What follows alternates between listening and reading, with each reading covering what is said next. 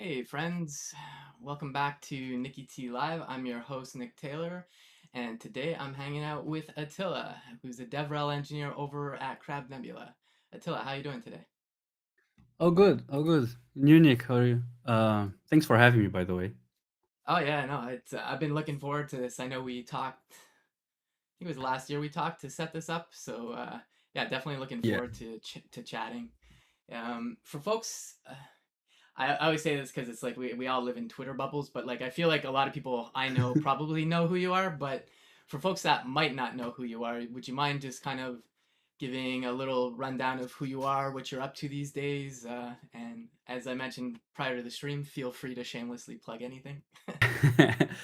Yeah. So yeah, my name is Attila, and I'm a Brazilian guy living in Germany. So I work recent in a company called CrabNebula, which is a company that was started by the founders of Tauri, Hmm. the framework for creating hybrid and native apps with Rust technologies and web technologies. Okay. Yeah. And I joined the SolidDX team, so SolidJS, and been like knees deep into working on some pretty nice stuff that we've been doing. Like as you know, Solid Start is getting close to stability. We're also talking a lot about making the docs experience, like leveling up the docs experience to what Solid deserves. And yeah, I've been creating some content here and there. I do enjoy sharing the little I know. And yeah, I have my YouTube stuff, and I like showing up in conferences when they let me. So yeah, it's cool. No, that's cool. Yeah. No, I'm excited to. I'm also very excited about this coffee. I was talking to. It I was was a talking. quest. Yeah, I was talking to Attila before the stream. I said like I was just giving my usual. This is how the stream works, and I said I'll be back in a sec. I'm just going to get my coffee, and I forgot to press the button to brew it. So that's why we're like starting maybe a minute later. And it's funny. I don't like I've already had I probably drink too much coffee. Not that it affects me really, but a lot of times I just always have like a mug when I'm on stream, and I almost feel like a talk show host in that sense because it's when I used to work at Dev 2.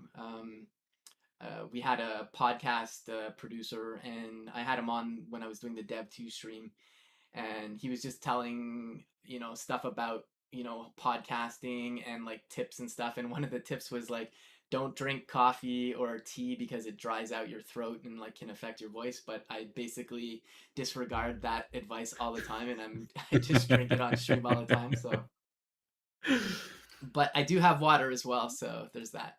um anyways, but yeah, I'm super excited to talk about all this stuff. And we were talking briefly before the stream, so I definitely have experience working with Electron. I used to work in fintech at one point, and we were building like dashboards and stuff, with just like WebSockets and all that kind of stuff. And it was using Electron, and then there was like a different version, a more secure, called OpenFin, which is like just used in fintech, but it's essentially, I think, Electron with more security built in.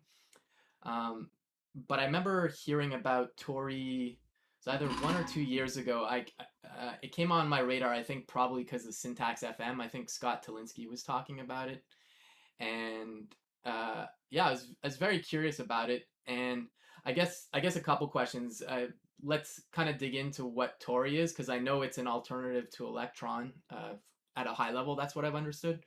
But maybe we could dig into that, and then I guess if you want to touch on like where does CrabNebula come into play in terms of like Tori and stuff? Because I think they're a sponsor of the project. Is that correct? Yeah, Or yeah. okay. So there's a lot of intersection. Okay. So Crab Nebula is a company that was created to essentially serve the Tor community. What happened is Okay. that the two founders of Crab Nebula are the two of the creators of Tori, Oh, okay. and yeah, so they had this thing that they shipped, and people started feeling that, yeah, that's something that I want to build with, but I don't really know how. I need people to help me with that. Okay. So a necessity started shaping up, and then they like Daniel and Lucas are very passionate about open source, so they said, okay, so let's build a company around it and bring the knowledge and also empower people to work on Tor itself. So what happens essentially is Okay. that CrabNebula employs a bunch of people to work at Tori, and a bunch of people that are part of the Tori community. And it started with a lot of requests, like people that needed consultancy, and then they would say, oh, I need to do this in Tori, and maybe Tori doesn't support it, but then they Okay. would take it back to the Tori working group. If it was something aligned, they would take the hired gig and then implement the feature and bring it back to open source. That was the initial Okay. business model. And then going forward, we started like pivoting towards a more product oriented stand, where the first product we shipped is called DevTools, Okay. and it's essentially what we aim it to be, what Chrome DevTools or Firefox DevTools are for web dev. We want it to be for that for Tori apps. So Okay. that will allow you to inspect like the IPC layer, understand, profile how your app actually works beyond the web technology. But that's already Okay. putting, and we actually have a nice big release tomorrow that's gonna happen. Unfortunately, I Okay. cannot disclose much more about that, just so I don't upset the people around it. Yeah. But yeah, there's gonna be a nice release tomorrow that's supposed to empower the community a little bit further. But that's Okay. basically putting the chariot in front of the horses. If that's something Okay. said in English, I know there's something said in Portuguese at least. Yeah, Um, I guess like kind of dangling the carrot in front of a horse maybe to get them to yeah, move. I don't know. Yeah. that's But what I wanted to say. Yeah, cherries are good too. We don't judge whether fruits, yeah. vegetables. Any of the four food groups. No, I If meant there's chariot. That's my bad accent. chariot. Okay. Okay. Okay, so Gotcha. Gotcha. Tauri is actually like is built. It has two like building blocks. One is called Tau, and the other is called Rai, and that's where the name comes Okay. from. So Oh, okay. Tau is the window management system, which is built on Rust, Hmm. and that's essentially the part that communicates with the native system layer. And Okay. then you have Rai, which is a web view, like a wrapper on the native web view, which is also built on, but Okay. a wrapper on the native web view. And this means that essentially what a Tauri app is the Rust binary Okay. and your JavaScript code. So there's no like Chromium or Node.js or stuff. You're not shipping any kind of runtime with your app. Hmm. So that is what essentially like, that's what immediately poised it as like the anti-electron in some people's heads, because yeah, there's a whole alternative, because then your app can be a few kilobytes instead of a couple hundred megabytes. But Yeah. that's not all that Tar is supposed to be or wants to be. Um, so what happens is that because it's a native web view, you can bring whatever web tech you want to. So I have this template that I built that's for using Solid, Tailwind, and Tori, and it just works extremely well. And now with Tori approaching V2, we just got to beta. Tauri can now build for Windows, Linux, Mac OS, iOS, and Android. So with one code base, you can just explode into different hybrid apps, Oh, okay. or actually even native. If you can ditch the web view completely and have a fully native app, that's an option. Okay, Uh, yeah, this is something I was curious about because you touched on it, but like an Electron app is a Node.js application, and you also have to bring in the the browse what it sorry, you have to bring in Chromium as well for the web views. So yep. like you were saying, it makes for a bigger binary, and with Tori, like you were saying, it's the native web view. So if I'm on Mac, that would mean WebKit. If I was on Windows, would it pull Edge, the If you're Edge on application? Windows, it's gonna be Edge, so it's Chromium again. Oh yeah, So yeah, Chromium. Yeah, true. Okay. but yeah, but Yeah. that's essentially right. Okay. Which as as a web dev, it means if you're like inspecting the UI in your Tori app that you build for Mac, you're gonna Yeah. be stuck with Safari DevTools. Okay. But then again, what Tori does is it like Tori CLI is gonna run your front end server. So most cases it's a Vite app, and once it's listening to that, it's gonna hook up and wrap it into the native web view. So for development sakes, you can by all means just run um, the UI separated and have your own browser in that. So that's also possible Okay. for debugging purposes. So basically, you can do anything that you can do in a browser within Tori. Okay. With the nice thing that and that's a thing because you mentioned that you're familiar with Rust, Yeah. and so there are a lot of JavaScript developers that are interested in learning Rust. So far, at least Hmm. that's what I've been hearing in my little echo chamber. Yeah, Um, I hear it too. and Tor is a very good entry point for that because what Tori does is expose through the CLI the native system invocation. So you can essentially do like an await invoke, and you can call a method in Rust. You Okay. can await and do like await open something, and it's gonna actually open a native dialog. So you don't Okay. actually need to code Rust to take advantage of the IPC layer between Rust and your native system, Okay. which is Yeah, pretty that nice. yeah. It's yeah, I had it's kind of like, I mean, Rust is kind of a perfect technology for web because like I remember I think Rust's been around since 2016 or even earlier because it was like it came out of Mozilla because they had all the because WebAssembly basically, and it's become other things like people create low level code for things with Rust now, and or so it's kind of neat that it like Rust was kind of built to play nice with web technologies too. Like if we're thinking of like the WASM layer, like is that what's happening in Tori? Is there like a WASM interrupt, or how does the Rust bindings interact with the JavaScript, or sorry, JavaScript bindings interact with Rust? If I said that right. So to be honest, I don't entirely know the in and outs. What we do have, you can have WASM. Essentially, you can have this kind of you can have such things. But what Tori does for you, and that's something that I didn't even went looking that much Okay. that further into it, is it allows you to do have this seamless interoperability between TypeScript and JavaScript, so between types JavaScript and Rust. Okay.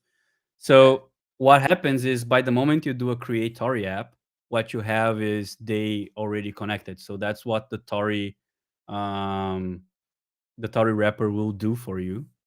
So there's no manual plugin in that, and that's why I didn't went looking very much in Okay. how it operates with the bindings. So I'm sorry. Oh, no, Um, no, no, no worries. I was just more curious, but yeah, no biggie. Don't worry about it. it is something that I don't know if it uses WASM or any kind of different sorcery. That's what I need to say in this case because they do pull up a lot of like pretty mind blowing stuff. Like right now, we're working on some pretty cool stuff for the dev tools, and like I work close to Lucas, which is one of the creators of Tori. He's the CTO at CrabNebula, Yeah. and um, he was working on the like supporting Tauri V2, which is about to finish, about to go stable. And the kind of ideas he was pulling out in the POCs, I was like, okay, man, how are you doing that? How do you have like two web views connecting to the same thing and knowing about each other and things like that? And that's Okay. pretty mind blowing. So I don't know, like at some point I just accepted that I don't understand some of the stuff they do. Um, I do take a lot of advantage though. For example, there is this package, the crate, I mean, called Specta. I don't know if you heard of that. Helps you No, I haven't. creating TypeScript. So it helps you creating TypeScript types Okay. from Rust methods. Oh, okay. So Cool. what we have then now is a Tauri Spectre plugin that you can just plug into your Tauri build, and Okay. just by you adding that to your vector, so you have this little, not a vector, it's actually an array. So you add Okay. that to your little array of all the methods that you want to be able to invoke from TypeScript, and Okay. then on build time it's going to generate TypeScript types. So every invoke Okay. call you do from TypeScript is strong typed to Rust. Basically what TRPC does for our isomorphic packet apps, Okay. Tauri Spectre can do for our Tauri apps, which is pretty mind blowing, Okay. and Yeah. it's That's a nice one liner DX in as this well. case. Yeah, Yeah. yeah, it's pretty good. Yeah. And I'd say like I've been doing TypeScript for a long time, but TypeScript is definitely super popular these days, so it's nice that that's built in there. Also, I Mm. forgot to say hello to a couple people in the chat. I see Sylvia and Colby. So Oh hey, yeah, yeah, I got a Sylvia is chance there. to. Yeah, I haven't met Sylvia yet, but I got to meet Colby at Render ATL last year. Oh So yeah. yeah, it was cool Oh, hanging Kobe out is for a there bit. too. Yeah. He's probably on the Twitch chat. So I saw Oh yeah, Daniel yeah, on he's in the Twitch. Yeah, YouTube yeah, chat. yeah. Daniel Afonso, he's also in the Oh Solid yeah, team. he. And Okay. oh, there is Kobe. Yeah. Oh, I miss Yeah, yeah. Kobe. I met him I think last time I met him in person was Next Conf in November, and before Okay. that we met in Norway. Okay. Kobe's Kobe's awesome. And Yeah. Sylvia, yeah, man, you're missing out on meeting Sylvia. She's amazing. Yeah. Yeah, it's on my bucket list. Gotta get that done before I retire, which is no time soon. Uh, No, you're not retiring anytime soon. Come on. no, that's it. Yeah, no. But this sounds super cool already. Like, and I mean, I guess the other things too. So, like, some advantages, like you've already mentioned. So, Tori has like if you're shipping a Tori app, already it's got a smaller footprint because you're not bringing in a whole browser code base within it, or the binaries, I should say. Yeah.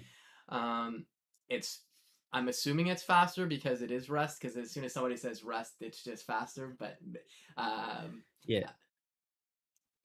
So I think it is. Yeah, it has the potential to be faster, and I think by default it is faster. Um, that doesn't mean that you cannot ship like super fast code with Node.js, but the point is, I think that Rust, because you're like, I think the baseline is way faster with Rust, and that's yeah, like, also I do like the idea that for a lot of apps, because you're writing your backend in Rust, you're like, with Rust, you it's mandatory to do error handling. It's mandatory to oh do yeah, some yeah, testing. It's so there's a lot of like inherent insecurity that happens in your code yeah, because of that. And security, I don't particularly know like how the governance on the other frameworks operate. yeah, But in Tori, like, security is a big thing. So for example, I just mentioned um, Tori 2 is in beta now, which means that like the road to alpha is where when they are designing and testing the APIs, and yeah, when the working group believes it's solid, pardon the pun, the yeah, APIs are in a good state, yeah. it moves to beta, and then there's a security audit that starts. There's a very Okay, deep security, which is something that CrabNebula does for Tori. okay, And there's like a very thorough security audit to make sure there's no and then you might have some minor fixes and stuff, and that's when it goes into a release candidate. So the okay, road uh, to a stable release passes through a very important security audit, okay, and that's definitely an advantage of Tori, um, in terms of making your apps more secure and reliable. okay. Yeah, no, that makes sense. Yeah, and I get the whole security aspect too. I used to work at McAfee, the security company. I used to work on their password browser extension, kind of like a one password browser extension, and there was like a whole gauntlet of criteria for us to ship it. And it makes sense. You don't want to ship something that's insecure, obviously, especially like passwords. But Yeah. but for Tauri, I mean, any app you want it to be secure. So no, that's great. Um, And I'm seeing some Tory people in your chat, like Nicola yeah, yeah, is a I see Tory person. Tauri. Yeah. Yeah. So in terms of, because I have used Electron, and I guess another thing to mention about it is because it's not it's not Electron. So like I've got like at open source they sent me a MacBook Pro and M2. It's like super fast, super powerful, and I'll have VS Code open, Slack, and then Spotify, and then like I'll finish a live stream, and then I use this app called Clean My Mac, and every time or almost every time I finish a stream, it says free up memory, and then it's like it's always one of the Electron apps. So I and this kind of ties into Rust, I think, because although I don't have like professional experience with Rust, I've basically went through a couple Rust courses and did stuff like Rustlings, and like there's a really good YouTube channel called Let's Get Rusty, which I bought a course off of. Hmm. But like if we dig into Rust for a sec, there's the borrow checker, and there's like like just the whole way.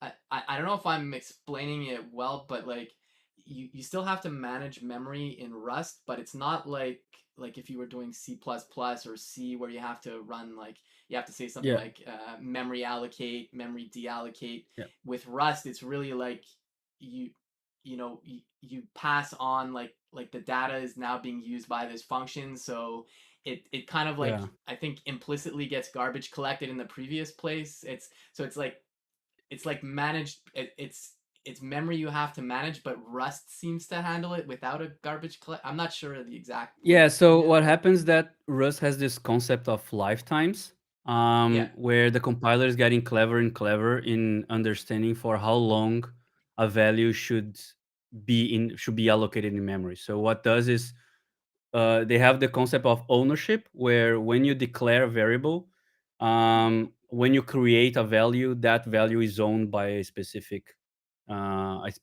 place. It's allocated in a specific place in memory, and then that yeah, makes you be even a little bit more mindful about. There's a difference between array and vectors. There's a different, like, not every integer is an integer. Not yeah, all integers are the same. I mean, so there's a bunch of stuff like that where you need to be a lot more conscious about it. mm-hmm, And then what happens is that if the compiler is able to infer the lifetime, what it's gonna do is, by the moment that piece of that value won't be used by your program anymore, it's gonna drop yeah, it. And dropping doesn't mean being immediately garbage collected. It means that your code is gonna say, okay, you can do whatever you want with that. So maybe it's yeah, still there, but then it may not be as well, because then your system can reallocate the memory as it sees fit.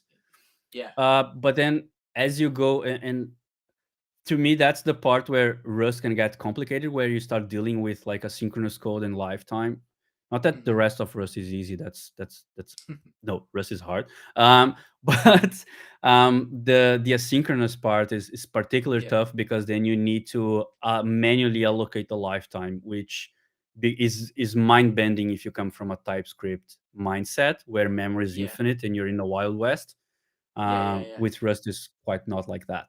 And the yeah, fact that you declare a variable somewhere doesn't mean you can use it, mm-hmm, because there's a problem where you're you're getting a memory by reference, which is borrowing it, and then you try to use it somewhere else, and then suddenly the compiler said you move a memory. You're trying to access a moved memory, and you're like, what? yeah.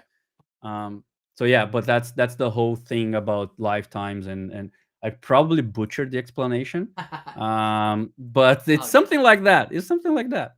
Yeah, well, one thing, and like I haven't dug into Rust recently, but one thing I definitely appreciated about it is the errors that they give you are very explicit. Mm, Like you can't do this because of this. Like in terms of like the lifetimes, like yeah. and or like yeah, the errors are just really good. Like I I think Except it's the when you're kind. doing with asynchronous code. Okay, yeah, okay, that Yeah, I haven't done yet. asynchronous code is like, oh my god, it's like I because when I started playing around with Tori and with Rust, I said, okay, I'm gonna learn it as I go. So I had this amazing idea about, okay, my node modules just keep growing as I start like creating more projects and stuff like that. So I'm Yeah. gonna create a Tauri app, which is an app on my Mac OS, and I'm gonna inspect my node modules. And because it's Rust, everything is gonna be instant because Rust is fast, right? Yeah. So I went there and said, okay, so now I'm gonna give you a glob, Rust, and you just go deep into that glob, take measure every single file recursively in my node modules, and brings me back the sum of it, and tell me how big Okay. my node modules are on every single Okay. project in my entire system. And then of That's pretty course cool. I did like as a first prototype, not knowing what I was doing.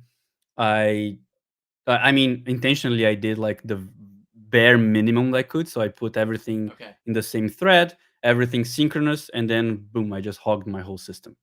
Yeah. The app froze for about, like, I don't know, 40 seconds or so, and then it came back. Okay. So then I sat down with a colleague of mine, that's Jonas Krukenberg, Okay. and I came to him and said, "Look, man, let's make this better." And then Hmm.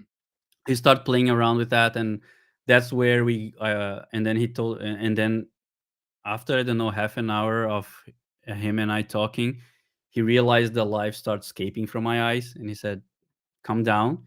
That's as hard as Rust can get, because we are now creating like different streams and handling asynchronous code and allocating memory into this other Yeah. part. And that, because at some point, like, the return type of my method was, I don't know, two lines, because you have to box and then you have to pin and then you have to do some other stuff and so on.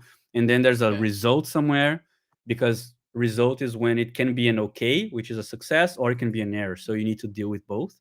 Yeah. Yeah. So it Oh, was, yeah. it was super hard. But then, yeah, I can inspect my whole system in 15 seconds, and I have a bunch of huge forks there.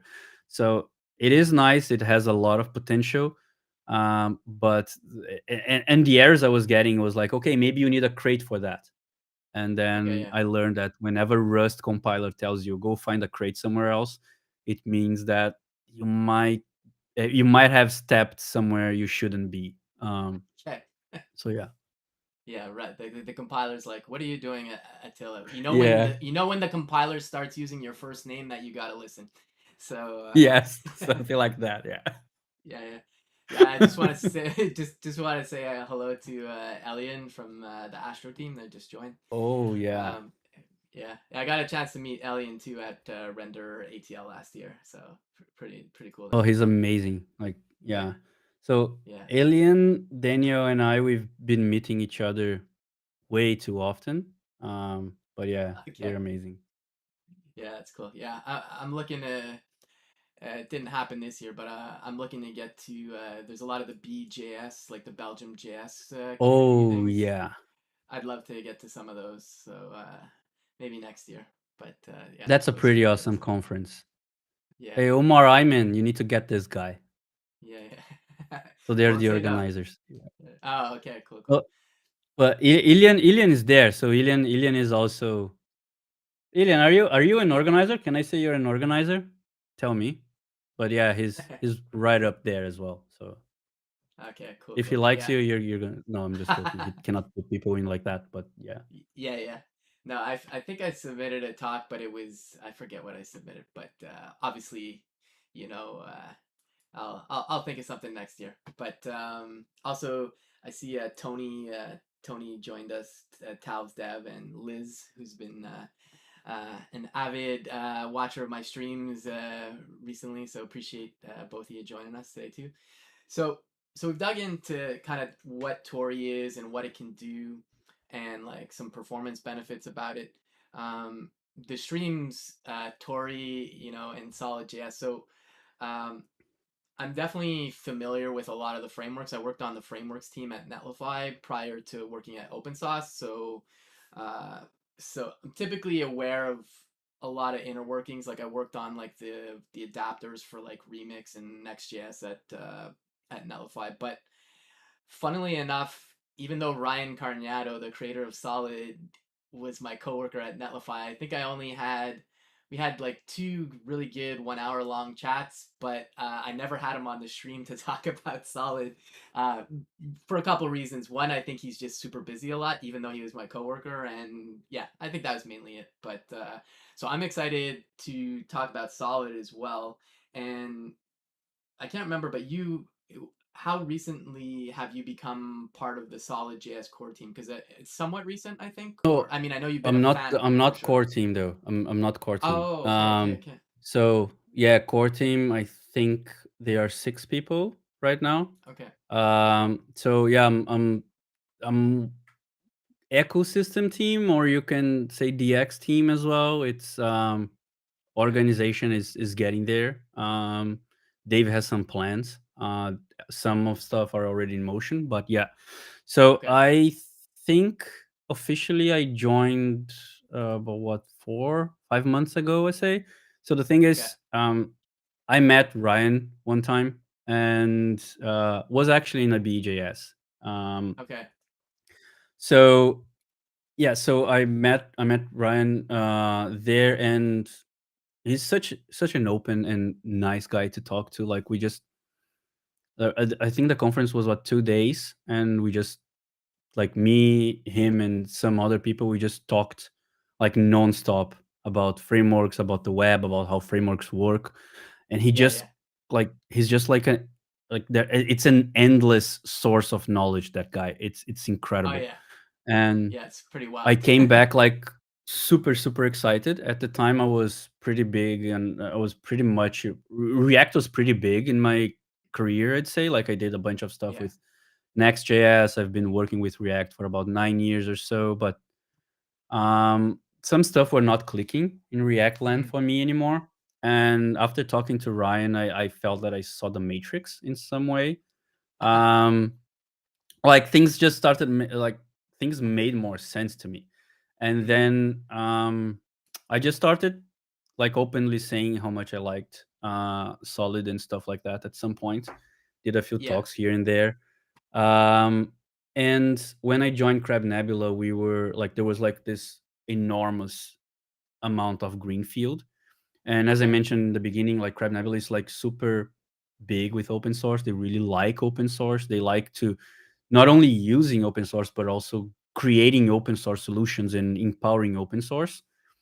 And Okay, yeah. there are a lot of stuff with the Tauri community and the Solid community that they are alike, like in terms of values, in terms of governance and stuff like that. Mhm. So I pitched Solid to the team, Okay. and everybody kind of liked. Everybody thought it made sense. Um, Daniel, the CEO of CrabNebula and creator of Tauri, and Dave, which is one of the core team members of Solid, they, I think they knew each other before, like for a while back, Okay. and Dave already liked Tauri at the same time. So there was like a bunch of like things converging. Also, the fact that Solid is like super complete, ready for prime time, but a Mhm. lot of people feel it's missing this mobile or native story that React has with React Native.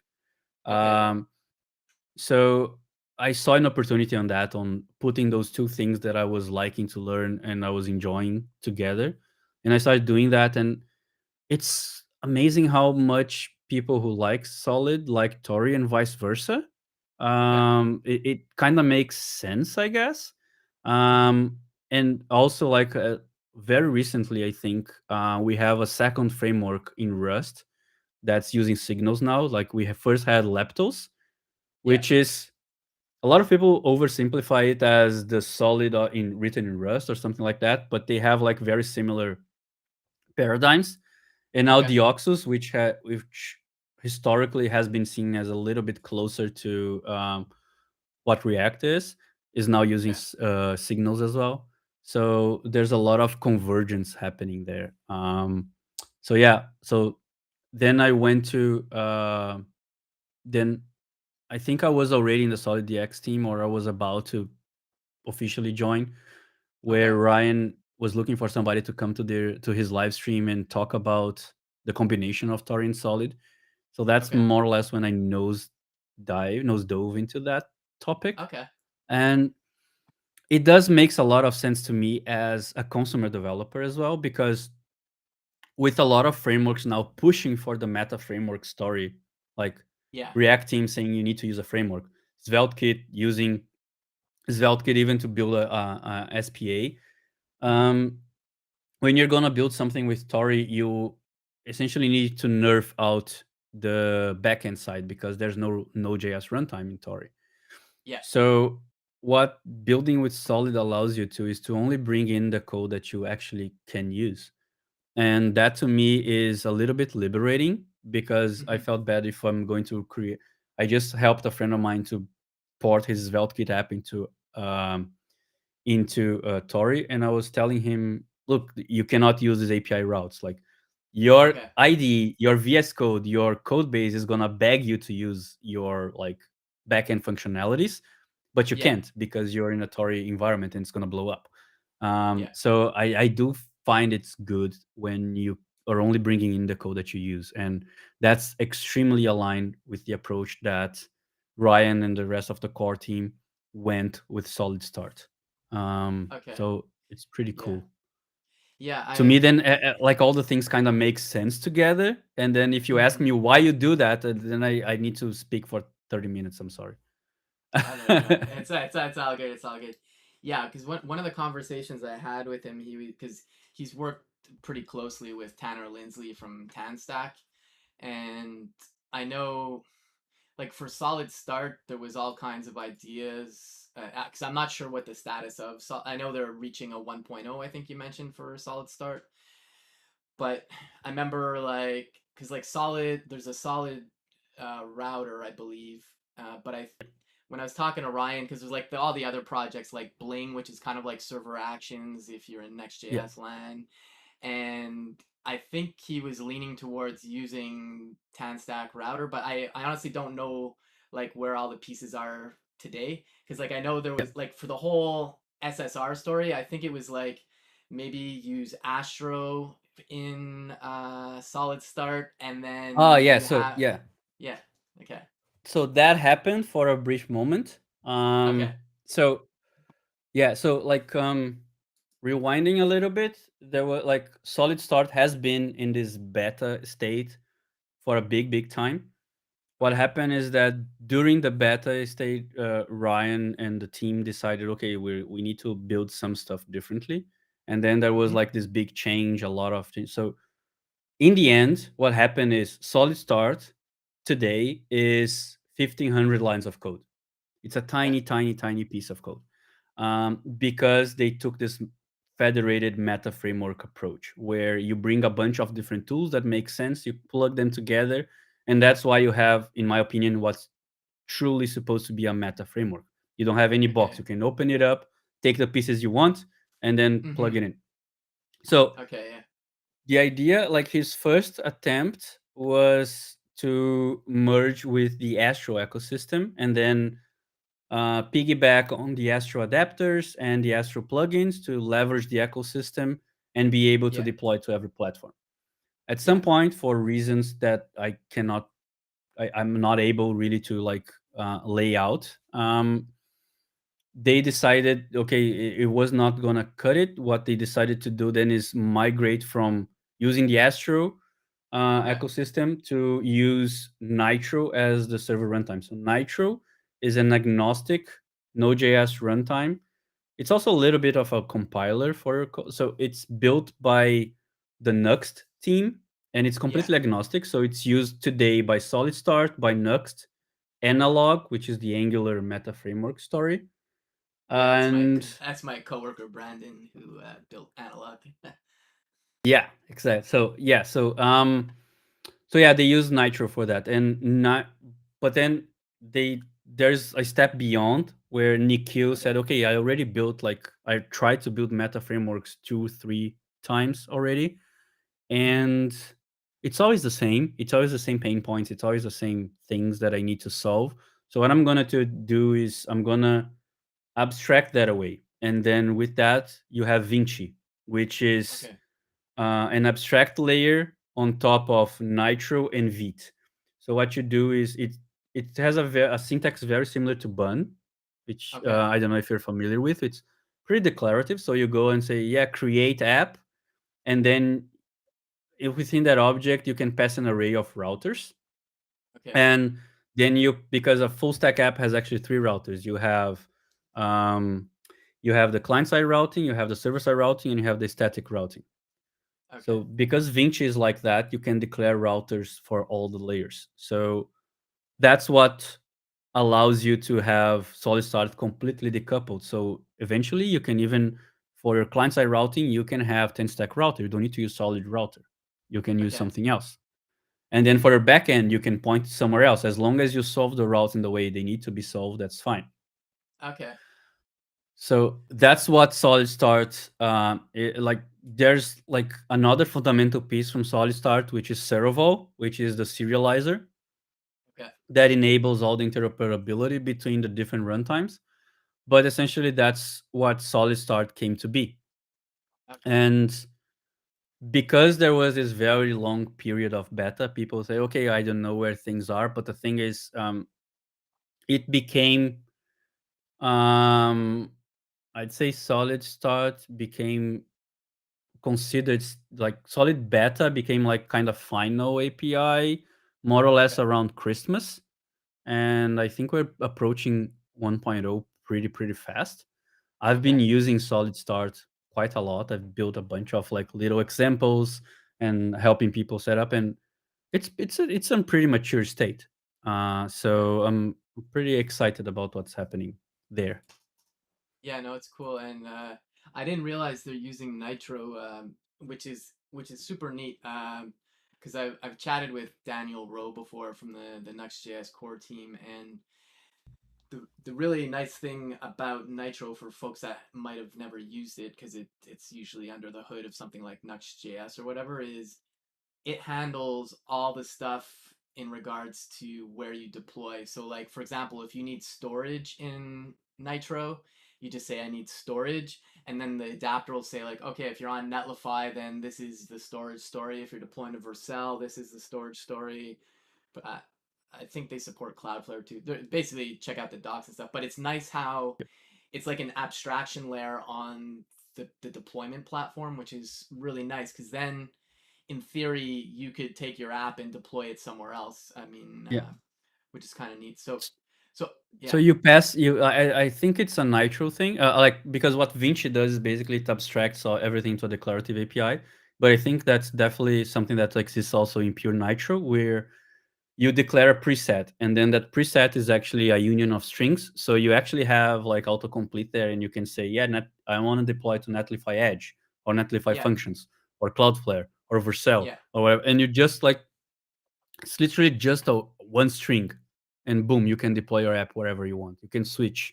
You can do that programmatically. You can decide that yeah, on GitHub Actions you're going to run a different runtime, like Node pure Node.js, and then on yeah, Netlify you deploy with Netlify runtime. So it's pretty cool. It's super declarative and simple in this case. yeah. And it's cool. Well, what you're saying, because like the meta frameworks like we know them right now is it's like they're very opinionated. Like next, they all have like a lot of the standard stuff like file based routing and stuff, but like in Next.js, if you want to do something like you have to follow the app router conventions, or if you're on the pages router, and you have to buy into everything in that particular meta framework. Whereas it sounds like what you're saying with Solid Start, you like you were saying before, you can literally pick just the pieces you want uh, to do what you want, which is so you're kind of it's almost like your Lego bricks to make your own your meta framework the way you want it. I guess is that kind of correct Exactly. or Yep, okay? that's exactly on point, and that's actually the whole intention. So Ryan is very strict, I'd say, in leaving Solid unopinionated. So so the thing is, if like the point the whole and I think the entire core team agrees, and as somebody inside the ecosystem team, I also agree that that's a nice way to go. Is Mm-hmm. the framework is there to basically help you push your app forward, but it's not there to impose any opinions on you. So the place for opinions are on templates, are on starters, or on things like that. So what I do is essentially I go there, I create my own template, and then I can mention what I think are the best practices for that particular case. And if somebody agrees, they can take that out. but the Okay. framework's not gonna force you down in your particular road. Yeah. Um, Okay. No, that's nice. So, yeah, we're definitely gonna dive into some code. I'm happy to get thrown under the bus into the unknown and like just take a peek at stuff. But getting back to what you were saying about, um, you can piece together solid start the way you want. So in terms of the back end, so how does that work in the context of a Tori app? Does that mean you're like, because like you could obviously work, I guess, operate in like a single page app kind of mode where you hit endpoints that you've deployed, or what other kinds of backends were you talking about? It's more like if you want to interact with like the file system through Tori that you would have to wire up those routes, yeah. or So okay, that's the question I've been getting the most. Every time I talk about Solid Start and people know I'm involved with Tori, they ask, okay, so what's the story about Solid Start and Tori? Can I use Tori as the backend for my Solid Start app? And okay, um, I today I don't think it's possible, okay, because there's no way of teaching the the server actions or the backend functionality on Solid Start. There's no way of teaching it how to operate in Rust. yeah, that's true, I So guess, because it's a uh, compilation, like it's compiler yeah, tricks, not compiler tricks, but it's the compiler building the server action, so it's kind of separate to the Tori app itself, I yeah. guess. Yeah, okay, That being said, I've been told that the pieces are there. okay, If people decide to build something like that, um, and there is interested on both sides. I know there's a friend of mine. His name is Brendan. He works at a company called Space Drive, okay, and they're pretty big in the Tory community. Brendan also wrote. Brendan and one of his colleagues, they both are maintainers of um, a project called RSPC, which is basically okay. TRPC in Rust. Oh, Uh, okay, cool. so it's pretty cool, very cool. And Brendan already have a solid start app he wrapped in Tauri, but what he did, he built it statically. Okay, Um, so there is a way to get things working. I okay, intend to like I even opened already an issue with Tauri to create some docs for that. okay, Um, what what I like I'm just holding off a little bit before as it gets like yeah I'm not holding off. I'm just lacking time to write it. That's the truth. no, no worries. um, I mean, I we're have all all the best busy. intentions, but yeah, I just yeah. But yeah, Yeah, so no, there is a way, but okay, yeah. Oh, might not thanks be for the the best way, follow, but there's Samuel. a way. Yeah, cool, cool. Thanks for the follow, Samuel T. Norman. Yeah, no, I feel that. Like, you're working full time, you're also doing content, and it's like, you know, you got to prioritize things, obviously. Like, but no, that's I'm it's lucky enough that my employer actually, like CrabNebula, actually encourages all the okay. open source stuff that I do, and they value that. The thing is, I also like what we do in DevRel is we also in CrabNebula DevRel is that we're also involved in the product. Yeah, okay, So there's just like too many things going at the same time. It's like, and then we have these big releases coming off. So okay. it does take a little bit of mind space in this case. So yeah. And then we And also have on the open source side, we have the new Solid Docs, which we updated to the new Solid Start version, which is a nice demo yeah, yeah, if you wanna see a Solid Start happening. You mentioned you wanna yeah, dive into code. yeah. We can dive into some code here. Let me just close. I have the Twitch stream in front of me at the moment, so I'm just gonna close that so that we don't get inception here. Uh, I'm always it's funny. I'm never nervous about streaming or talking to people. The things I worry about when I stream is the stream running, is the audio working.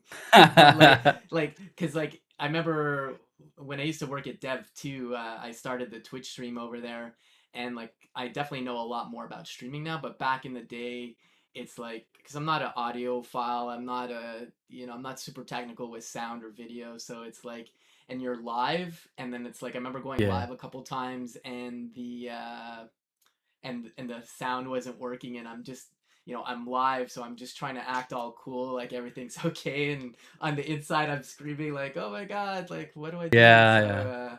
but I have most of the stuff automated now. Like I've definitely learned a lot of things over time.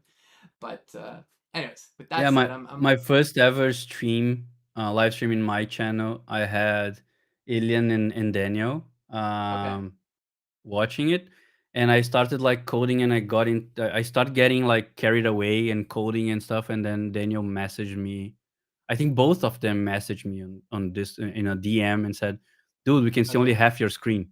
I'm like, Well, oh that's nice that they damn. told you though, because like I'm definitely fortunate where some people that are catching the stream, they'll be like, "Oh yeah, by the way, I can't hear you," or something's not right, So it's also one of the reasons why I like live streaming. Like I do plan. We talked about this briefly before the stream, but I do want to do more YouTube content because like pretty much all my YouTube content right now is just uploads or live streams of a live stream.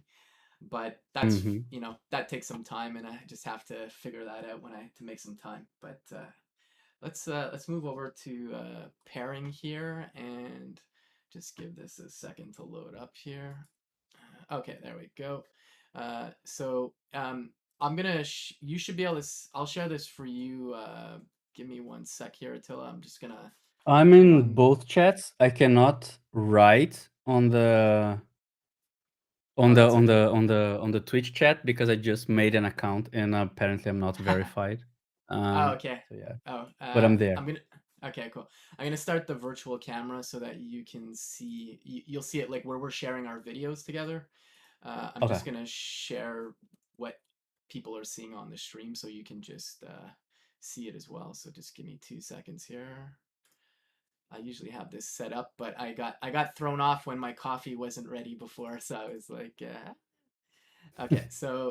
okay, so you should see another screen show up for you. This is the Yeah. live view. So I'm gonna zoom in so you'll be able to see stuff here. Also, I should probably close my work. Not that there's anything to hide; it's all open source. But okay, so let's just close the folder here. Okay, so if we want to get started with Solid, so let's go to solidjs.com. I'll just boom, boom. Okay, and okay, so where should we get started if we want to start digging into something? So if you wanna get if you just went to the solidjs.com website and you have no idea what Solid's about, you don't know what fine grained reactivity is, you heard of signals as something on TV. We There are these two videos on the hero section. Okay, One of them is a Fireship video, Intro to Solid in 100 seconds, and the other one is a little bit longer, but okay, goes a little bit deeper into what Solid is. If you okay. recognize the voice, I apologize. Um, but yeah, so yeah. Oh, Oh, I that's got ads. it. Okay, I Yeah, thought, yeah. oh, that's no, that's not. But yeah, so Okay, basically, this gives you like a rundown about how the subscriber model works and water effects and so on. okay, So that's a good thing to, especially if you're coming from another framework that perhaps doesn't have signals but has a similar syntax, and you feel like the syntax is close enough to get you started, but then suddenly you're thrown off by re-renderings not happening or something like that. This okay, thing should help you, at least when you're reading the docs, things make more sense. Then okay, we are now in the process of reshipping the docs app. So the okay, docs is kind of this puberty stage where they could be better. Um, but there's also like a playground. If you scroll like the menu bar over there, oh yeah, there's a playground, and there's also a tutorial section, which is pretty good okay. to get you familiar. Oh, So this is the playground, okay. So it's like a and REPL, there's I a guess. tutorial. What? It's like yeah, okay. It's a playground. It's like a code sandbox kind of thing. Yep, yep. Okay, So this is nice if you want to play around, if you want to see how things work and so on. okay, If you want to test some code in a sandbox kind of way. And then you also have the playground, which is kind of a guided tour through the reference docs. So Okay. y- there is I think if you go, I think you need to hover tutorials. Yeah, it's Okay. tutorial. Yeah, no, not need to Okay. hover. Just click the second. Yeah. Okay.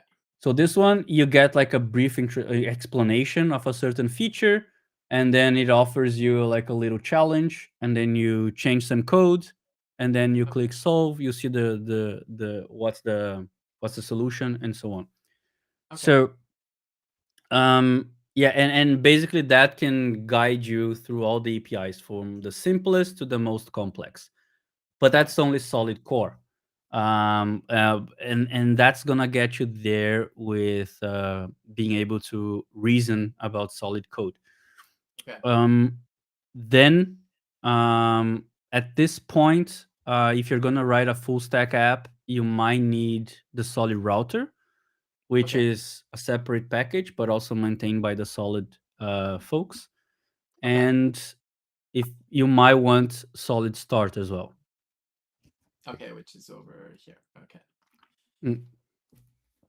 So at this point, the solid start docs are living separately. You see that Okay. the docs are pretty succinct, and that's because solid is a very the solid is quite small, I'd say. Yeah. It has the backend functionality and essentially integrates all the pieces. So you have the API routes, you have the server side rendering Okay.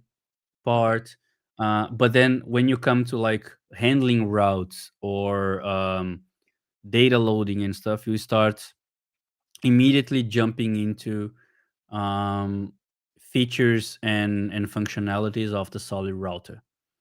Okay.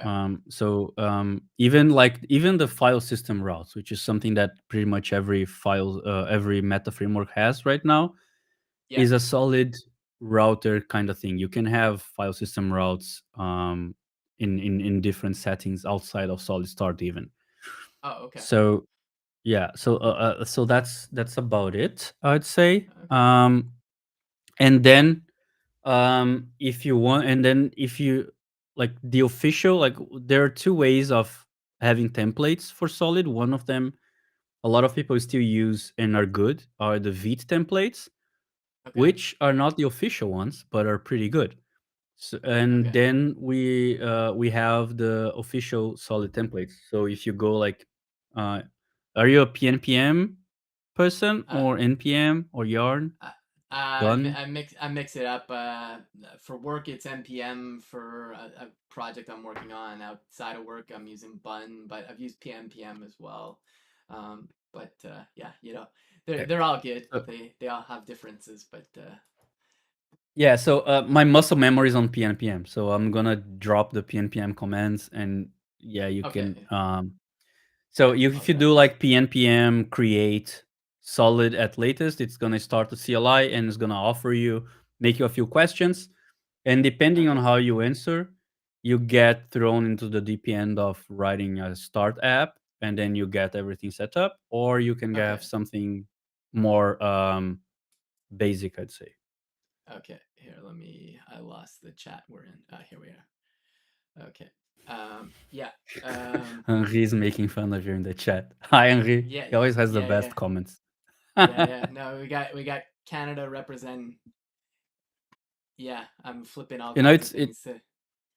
To, it it's fun because like when I was deploying the docs for the new docs for the first time ever, there was some older code that was wanting to use npm, and so they okay. put the pnpm lock into git ignore. Oh, okay. Uh, Yeah. Yeah. and I was pushing my code with pnpm, and then I hard coded the build command to use pnpm. But then Okay. because it was not picking up the PNPM lock, it was installing with one package manager and running the build with another one. So Okay. obviously Yeah. my app was breaking, and Yeah. Yeah. it took me days. There were, like I had to get a tip about okay, that's like there's this one line is breaking. It's in the git ignore. Yeah. Yeah. It No, was for sure. incredible. Yeah. Before I build something out, some things to note about Solid 2 is it it's using JSX, which people coming from React, that makes it familiar. Like this. this looks pretty identical to React here. You're mounting on some node in the DOM here, and like everything looks pretty not exactly the same, because like obviously once I haven't worked with signals too much, but obviously like that's the main difference. You don't have like use state. You would just say like I forget what the syntax is to create a signal, but we can dig into It's that great for signal. sure. Yeah, okay, there we go. So okay, so if I want to get started here now, like if I'm in VS Code here, so let me just go to my streams folder. And yeah, so if I want to get started, it's what npx or pm create Yeah, solid, so or I think create doesn't need npx, right? It's just npm. I don't know, but yeah, okay, create solid. okay, And if you go like, you can put at latest just to make sure. okay, Um, and yeah, if you run that, um, okay, yes, no, okay. that's wait, is it? Oh, whoops. Yeah, that's it. Cool. Okay, yeah, cool. Here, I I'll. just got nervous because I didn't remember exactly if it was solid or solid.js. Okay, Um, okay, and then all right, like I'm not familiar with the feedbacks that npm gives you and said, oh, what installing creates no. But anyway, okay, it's yeah, that. So yeah, so okay, you cool. put So this, and then I think the best one for us to see start is the basic one, because the okay, bear is gonna bring like literally nothing. So okay, basic, um, perfect. and then yeah, you want server side rendering. Yeah, okay, yes, Um, TypeScript. Okay, so yeah, there so you go. okay, so I just need to install stuff now. Cool, cool. I don't know why there's a dev server running. If yeah, that's Okay, yeah, interesting. weird. You can close the dev server in this case. I don't know why. Okay, It didn't cool. install. So, There shouldn't be one. all right, so let's switch to that folder. All right, npm install. This is just my lazy alias ni Mm-hmm. for npm install. And once that's done, I'll open it up in VS Code. We'll just give that a second.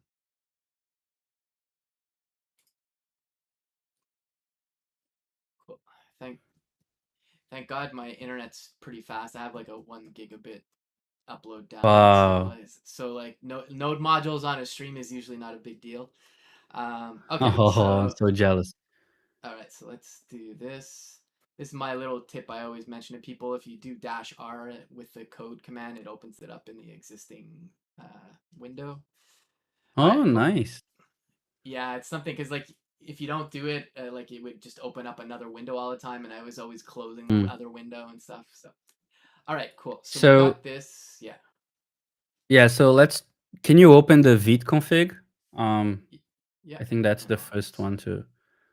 Okay. Uh, Here we go. yeah. So basically, this is gonna like starts gonna has is abstracting Vinci away. So this is Okay. basically a combination of what Vinci has by default, and then what also Vite can have. So that's where you can define more stuff. But by default, it just takes by default takes the defaults. That's kind of bad thing to say, but anyways. No, but that's nice. But here is There's zero config if you really just want to get up and yeah. running, which is But nice. if you can, I think it's a top level if you set preset, and then with TypeScript you should have the autocompletes we mentioned before Okay, from so let me. Nitro. Is it no? So it's a start, and then inside start you pass a preset. Yeah, Okay. and then starts an object, and then you can pass a preset. I'd say. Okay. Um, Is it not that? Wait, what am else I is there in lost? here? Hold on a sec. Let's go Let to me. definition. So in start, you've got SSR, solid, extension, server, app root, middleware, and islands. Wait, I'm very confused now. It should be here. Wait, where did I put it? Let's see here. Oh yeah, so it's start, and then inside you have it's inside server. Yeah, Oh, okay. start server, and then you have the preset. Okay. All right. So we do preset. Okay. Yeah. So here you can try to pass a string, I think. Yeah. So if you pass a string, you can pass netlify, for example, as a string. Okay. But it's not auto completing. What the heck? No, it's so one preset, not plural.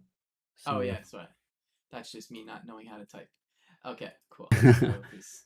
So Okay, so this is basically gonna use the Netlify adapter. You can try netlify.edge, I think, and it should autocomplete for you. okay, okay, yeah. Okay, so Yeah. that's if we want to So deploy to nullify edge functions. Okay. yeah, so that's it. So that's as much work as you will need to do to ship your app to different platforms in this case. Okay. No, that's really Um nice. And obviously, if you want to deploy to Vercel, you would type like probably like yeah. Vercel. I imagine there's a dot edge as well. I don't think there is. I think Vercel is Okay. just Vercel right now. Okay. Um Yeah. Okay. Cool. All right. Well, so okay, I'll. so now another thing that's important, like if you open your files over there, you can walk. I think it's best to walk through the anatomy, right? So Yeah. if you expand the source, Okay. um, you have the entry client and the entry server, which basically handle the entry point. Like the entry client's gonna handle the hydration, and the server is gonna handle the SSR part. Okay. Um, like in a typical app, you're not gonna change that much over here, but essentially that's where you add like your meta tags and stuff. You can add some scripts and so on. Okay. And then where things start getting interesting is in the app.tsx.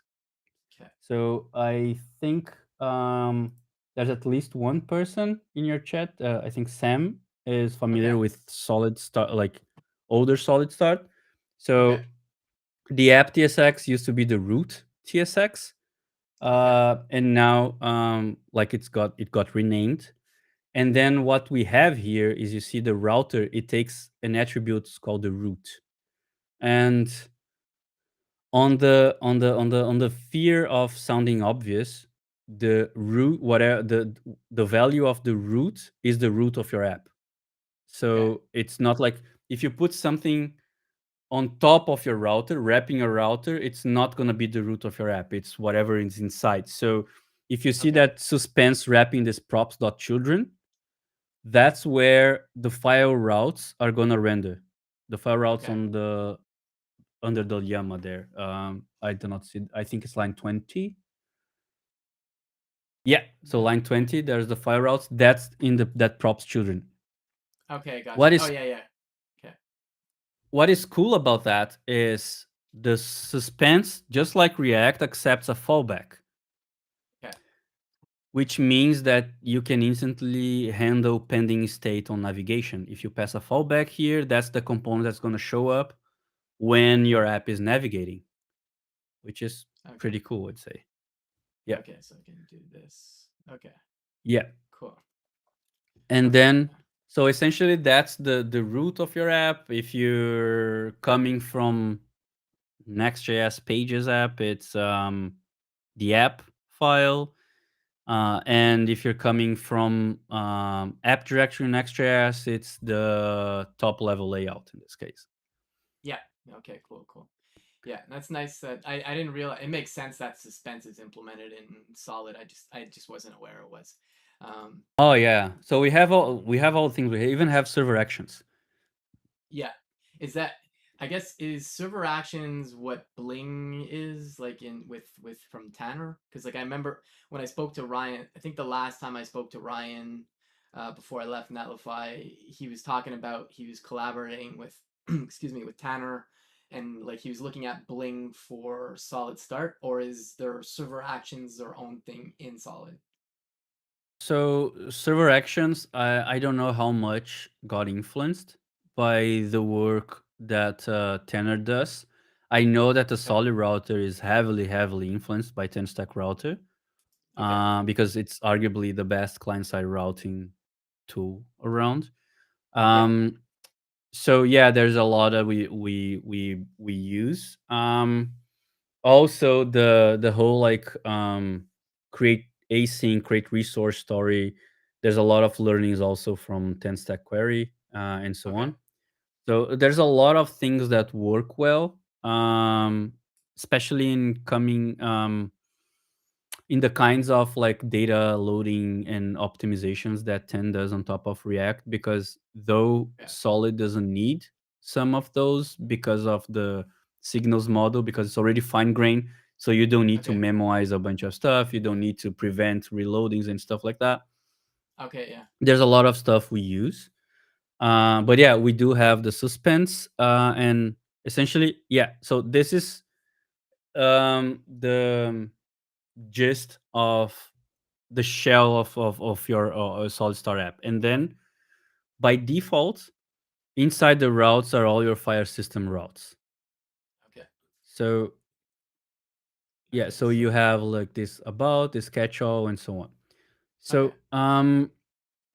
and here it has the first thing. So the first cool thing I'd say that you can have in a solid app. Let me open up. So you can, for example, you can create a data loading, like basically a get function Okay. that's gonna preload on your route. So that means that your route, your app, whenever you click, it's not gonna navigate until that request is fired. So Okay. So do let you mean me like open. if I did like this, for example, I'm not gonna do an actual API call, but if I just said promise dot resolve, like I don't know. Not exactly like that, but like you can do something like this. So for example, you can um on the line above, like line 3 or something, you can export a router variable. Okay, like a get And and this, stuff. no, no, just export const router. Okay. And let me open up one thing over here. Yeah, yeah, and then this router gets a load key. Okay. Oh, okay. I see. And this is And this load key, it's not an import. It's gonna receive a function, and then it's gonna be a get function, whatever you want. Like just name okay. whatever function. We're gonna create this function in a minute. Okay. Um,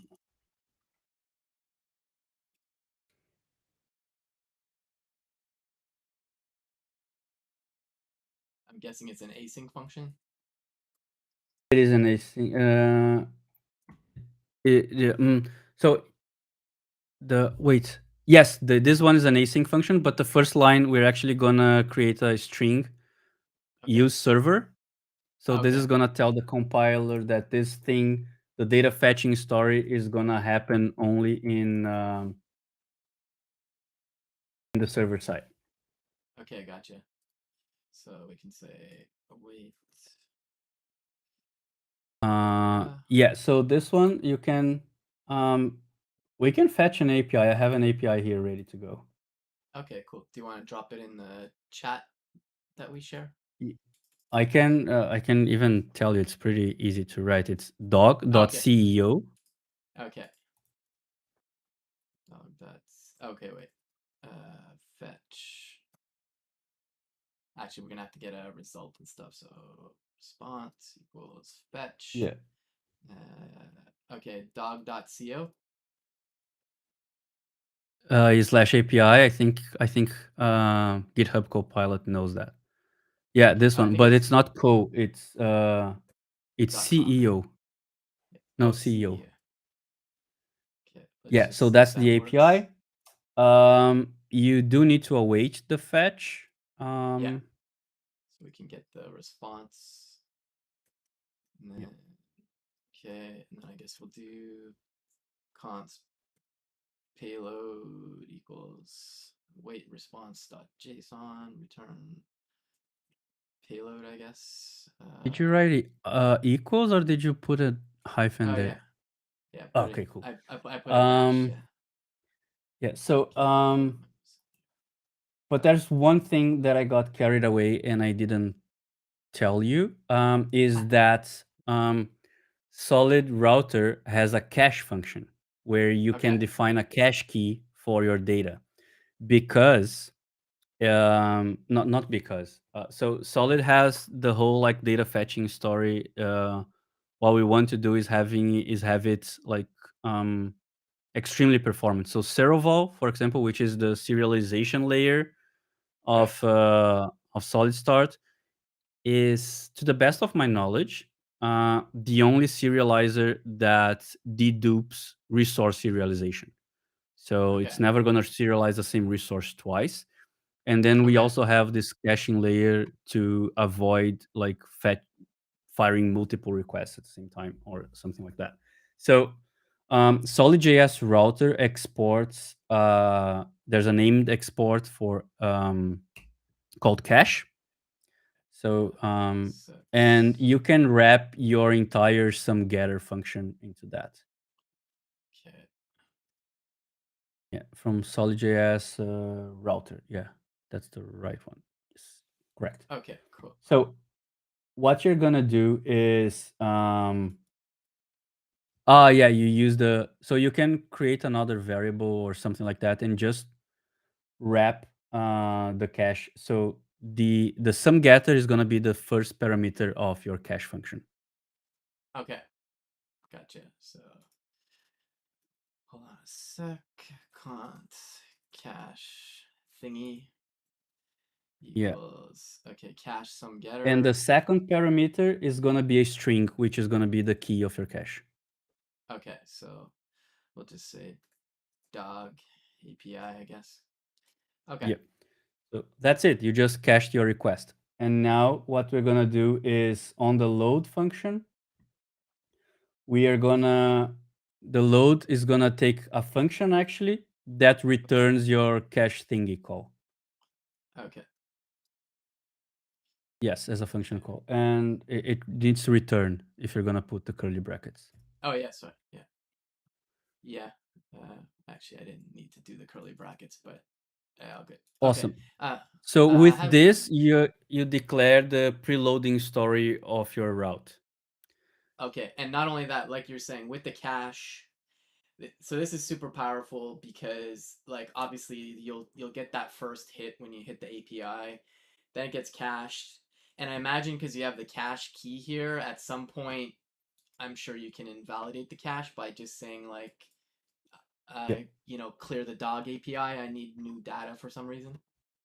Yeah. So in my opinion, like cache is the one API that I don't want to be declarative. I want to be extremely imperative. I want to be able to say when I don't want my cache anymore. Yeah. Um, so so basically that's it. And now if you go to the body of your component, so to the body of the function, Yeah. no, before the return, we are Oh, sorry. gonna you can create a variable. It's gonna be whatever. It's gonna be your data. So Yeah. variable data, whatever, and you're gonna call a create async. Okay. Create async, and it's gonna receive the get data, but not as a function call. Just receive the function. Not the get data. I'm sorry. The cache thingy. Okay. Yeah. Yeah. Okay. Yeah, just like that. As a okay, as a callback. Okay. Yeah.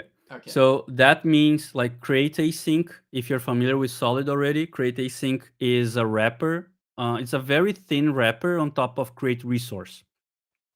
Okay. Create resource is a method that's gonna take an async callback and turn it into a signal for your app. So Okay. now what we have is the date. Like what's gonna happen is when you click to enter this data, Mm-hmm. your um your your preload call is gonna fire, but your app is Okay. still gonna render because you're gonna start rendering this thing. So what we're Okay. gonna do is we have this pattern for the which we have like the cultural flow components, which is the show and switch. It's Okay. basically what you do with conditionals in React because you can do conditionals because everything re-renders. And for Solid, we need to have some more something that's protecting our fine-grained reactivity. So in this case, we are going Okay. to use a core component from Solid called show. Okay. Yeah. Yeah. Sorry. Capital. Yeah, Okay. and the show is gonna be, yeah, exactly, when, but instead of data loading, we're gonna call whenever we have the data, and the Okay. data is actually an accessor. So you just need to put a function call, Okay. and that's actually bad, Copilot. So you can delete the loading thing, Yeah. and you open the curly brackets because show takes a callback inside, and that thing is gonna, like, the first parameter of the function is the data. Yeah, exactly. Now it's right. Okay. Yeah. This is what I was So gonna do what because I don't. happens is, sorry, go for it. Oh no, I was gonna say I was gonna use pre-encode because I don't know what's in the payload, so I was just gonna output it. Um, so it got it So right you're the gonna, first yeah, time. you're gonna get a list of objects with a lot of dog breeds. So Okay. yeah, and what happens here is, um, as like as the ones of you who have spent more time fighting with TypeScript realized already, is that it's pretty hard, nearly impossible, to type narrow a function call, because Yeah. TypeScript does not allow you to narrow a function call, because a function call can return whatever at the time it's called. So Okay. what the show callback does is making sure that the callback you have there is defined by the time you call. And right now, you just did one thing that I always do as well. You Okay. declare your data parameter inside your closure with the same name as your Uh, top level data. okay. So it thinks it's the function instead. No, no, it's you just change the name to something like to a namespace that's not taken. Yeah. Okay. Uh, Okay. I saw the loading. I think I know what the problem is. The Let me just check but this endpoint. Oh no, it's got something there. Okay, yeah, that it's works. what router were we? Okay, yeah. Hold on a sec. I just There we go. Let's go back here. Okay, so it did do the loading. So it did the suspense, but it didn't. And this is running client side, right? Yep, yep. Okay. Maybe let's just see in here. Index. Nope, that's the wrong one. Whoops. Uh, I'm not sure. Does it have source maps? Oh wait, this should. It I'm not should, sure yeah. which one. Is this the? I'm not sure which one I should be looking at for the index. Uh, You can try to. We can create an effect there in console log whatever's coming back from the data. Uh, okay. yeah, that's right. Okay. Yeah, we can do that. Use effect. Okay, and because I haven't really done any SolidJS before, the where does No, the it's not effect use come from? effects. Create effect. Oh, okay. But same signature, like with it. Same signature, but we don't have that nasty dependency array. Okay, and that's because it's fine grained reactivity and signals as opposed to re-rendering constantly, so you wouldn't run into that issue, I guess. It's because essentially, like, when you're dealing with signals and observability, what happens is you have an auto tracking system. Okay. So every time you call a signal, it's gonna it's gonna subscribe. It's gonna, every time you have an effect, it gets it subscribed the signal to that one. So it reruns every effect it has. Okay, I know what we did wrong. I think we didn't. Uh, it's Ah, I've had the a the call. API signature is actually a message. Yeah, that's Uh, okay, but I have to call it with as a function, not just the data, because if I just do oh, this, yes, yes. No, so I need this here. yeah. I guess is it here I have to treat this like a Oh, function yeah. I too? cannot see if you put the function call there. That's also an Okay. accessor, the payload. Yeah, okay, so that's what it is. There There you we go. go. Yeah. Okay, so let me close the dev tool. So now we have data here. Okay. So Awesome. okay, so what I could do is I could just say payload dot message, and then we would get a little less. Okay. And then we get all the breeds and stuff. And then okay, so now we can start having some fun with stuff here. So um I guess what would be interesting to know is, because I haven't really done any solid, is so we've got the payload here. So let me let me just pull this out so we get const breeds equals payload. Whoops, sorry. Payload dot message. Is that right? And then I've got to return something still. So let's just return a fragment temporarily. That's going to return nothing.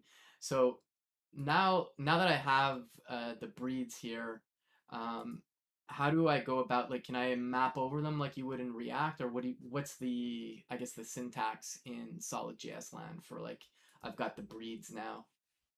Oh yeah, that's a very interesting topic. So we have actually two helpers to Okay. assist you on having like um, fine grain reactivity with lists. You Okay. can use the classical React syntax and just Okay. map through them. It's not gonna hurt you if your list is not reactive. So in this case, you have no interactivity. That would work as well. Okay. Um, but then there is what happens is, and that's not a problem in React, because essentially if you change any piece of data, you get the whole Yeah. thing re-rendered anyway. So the list Yeah, is gonna exactly. get tossed out and brought back. Okay. Yeah. Yeah. What we do Okay. in Sol is that this thing doesn't really cut it for us. And signals allow us to be more surgical when doing changes. So there are Okay. two helper components. One is called for, and the other is called index. Um, and they are essentially the difference between a keyed and an unkeyed list. So what the Okay. key is gonna do, which is the for, is gonna I don't want to confuse people by saying memo, but it's essentially gonna do that. It's gonna memorize the items. Okay. So whenever you do a change, it's gonna then oh yeah. So what you're doing for is you pass each attribute, Okay. Okay. and then Okay. the each yeah, and then the each is gonna be the object keys exactly. Thanks, Okay. Copilot. Okay. Yeah, Okay. I got and it then here. the first parameter is gonna be each item, so you can just toss out everything that's on map. Okay. So, like, okay, but still keep this in squiggly. It has the same Or callback signature as we just did for the show. okay. Show. Oh, okay. When data each. Yeah. Oh, okay. So Okay. instead Okay. I of got you. It's okay. Payload. Okay. Gotcha. Yeah. Yeah. Okay. So, yeah, breed, and then here. Okay, and then I can do like li, and then breed li, and then let's put this in a ul. So that, oh, whoops, I gotta put this here. Sorry. Okay, there we go. perfect. Okay, okay, nice. Okay, and sorry, I missed the part you were saying about the keys. So Yeah. like you in React, you need to have the key because React needs to know when it re-renders. Like, say you drag and drop stuff around, it still needs to know what key it is to know which particular one it changed. But that's not Yeah. necessary. You were saying in Solid. No, no, that is necessary if you want to know like what the key does is it creates a memorization strategy. So essentially, React is gonna know which elements to reconcile based on the keys of each one of them. So that's why it's mandatory for you to declare keys in React. Other Okay. frameworks they work with unkeyed lists, and Solid works with both. So in terms of Okay. for, what we do is we create a key under the hood, and then what we do is if you change something, you flip around the whole element. So Okay. the element moves. The difference is that for, in terms of the difference is that for is going to be more performant because it's just going to move. It's be more fine grained and move only what's needed to be moved instead of blowing out the whole list and rendering it all again. You're gonna see that a lot of helpers that we do in Solid, they are meant to protect this reactivity. Like worst Okay. case scenario, you don't protect reactivity and your app is gonna update more stuff than it needs to. Okay. Um, So that's it. So if you use the UL in this case, you're going to re-render your whole list every time the data changes. If the data never changes, you're never going to see it. Okay, And then in gotcha. the same way, you have the index, which if you update something in your index, what's going to do is it's not going to remove the li element and put it back in. It's going to Okay. go inside your li element and update the content. So no elements get removed from the DOM. Okay. This can Cool. be Cool. super powerful from a performance standpoint because updating stuff is a very fast operation in the DOM, but this Yeah. also can get you to very inconsistent updates because you're not updating the entire item. You're only updating the little things that changed. Okay. So this can create some hard to find bugs. I have a video that I did that I put like, I'm a very big comic book nerd. Okay. I know Daniel can relate. He's in the chat. So Okay. what I did is I listed 5 X-Men and I with their code names and their real names. And then if you Okay. have an I got index some and you comics click here. show, haha, I've got like a. I sold a bunch recently, but I've got like three boxes of comics to the right of me. I need to tell you that at some point in my life, my dream was moving to Canada because of Wolverine. Oh yeah, yeah, And yeah. Wolverine's I was a grown up already. I said, yeah, I want to live in Alberta because that's where Wolverine yeah, used to Logan be.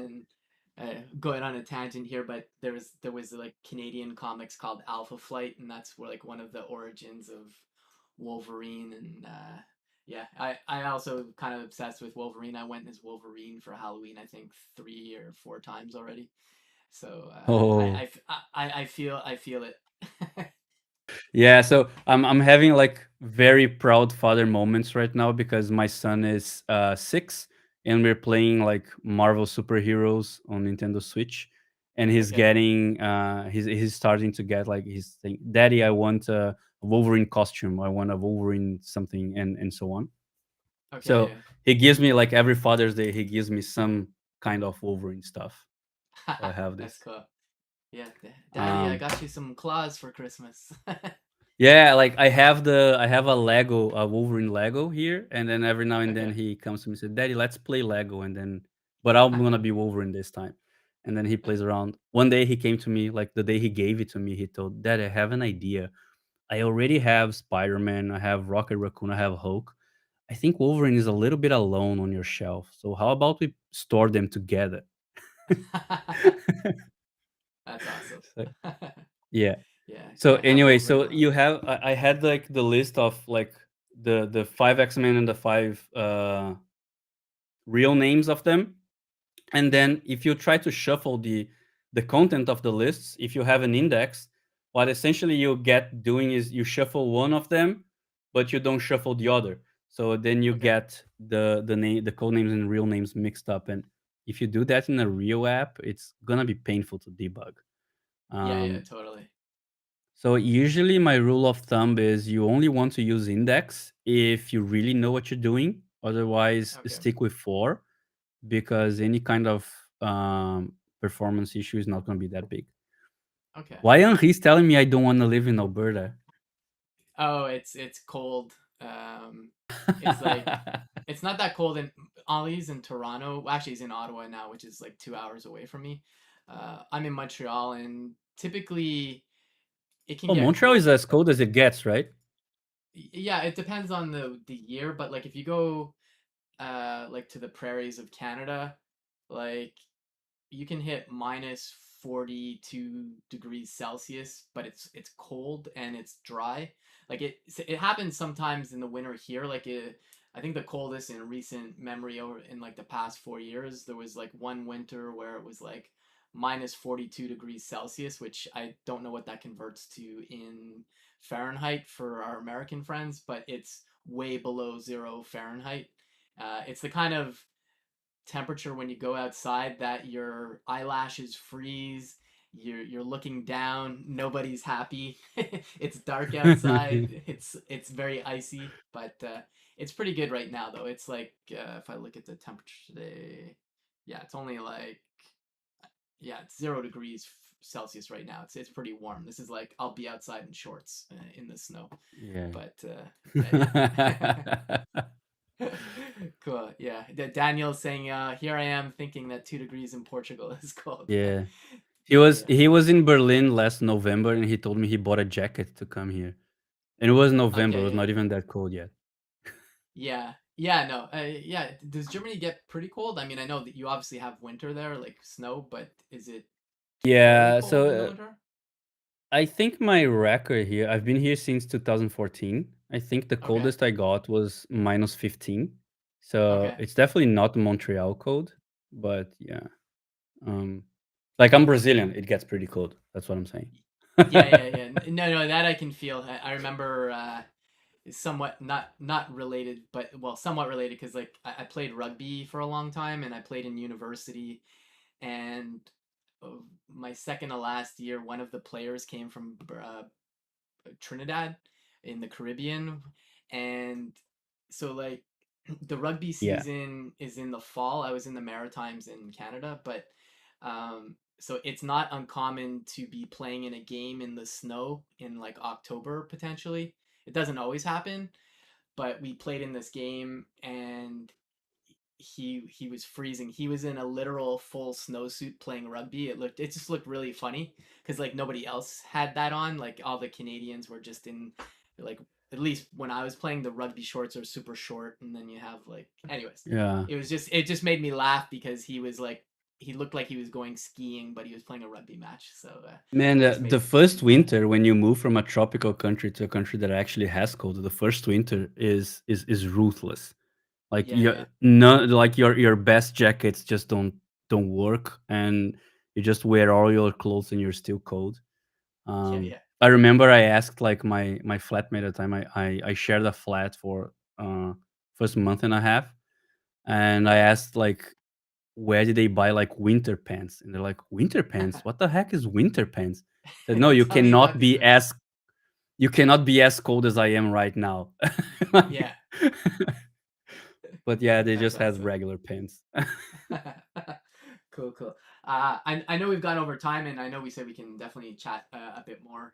Um, so uh, this is pretty neat with solid. I actually like this syntax. It's kind of this syntax here. Kind of, it's not exactly the same thing, but it kind of reminds me of render props in Yeah, React, which was prior to hooks.